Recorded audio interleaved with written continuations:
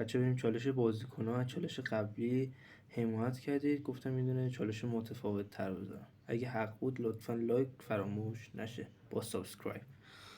مالدینی نفر سوم میذارمش. چه نبود.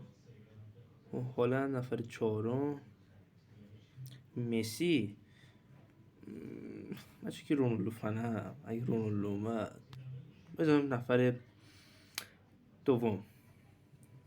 ببخشید دیدی گفتم به به. رونالدو نفر اول، نیمار نفر سوم. که پنجم و اوکی لوئیس سوارز. مالدینی همون که اولش اومد. اگه با جایگاه مسی و رونالدو، اگه جای رونالدو موافق هستید، صاحب فراموش نکنید که اگه با جای مسی موافق هستید لایکو بزنید.